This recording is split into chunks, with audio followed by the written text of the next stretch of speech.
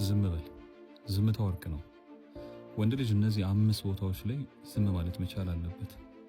ዝም ማለት ያስከብራል። የመጀመሪያው ሰዎች ሊያወሩ ሲመጡ ዝም በል። በተለይ ደግሞ ምክርህን ፈልገው ሳይሆን ዝም ብለው ማውራት ሲፈልጉ፣ ሊነግሩ ሲፈልጉ፣ ሊያማክሩ ሲፈልጉ ያኔ ዝም በል። ሐሳብ አትስጥ፣ ስማቸው። ሁለተኛ የምትናገረው ነገር ሳይኖርህ በቃ ዝም በል፣ አትናገር።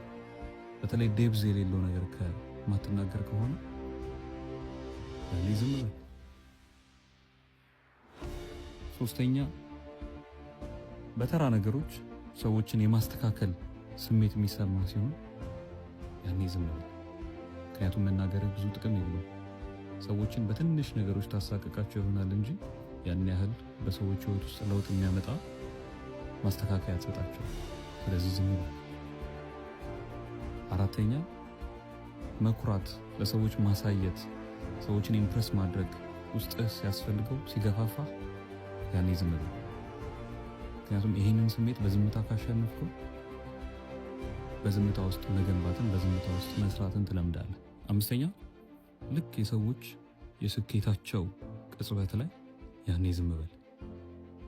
ምክንያቱም የስኬታቸውን ጣዕም ሊያጣጥሙት ይገባል። አንተ የራስህን ስኬት ለማሳየት በእነሱ ስኬት መሃል የእነሱን ስኬት የሚያደበዝዝ ነገር ይዘህ መምጣት የለብህም። ዝም በል።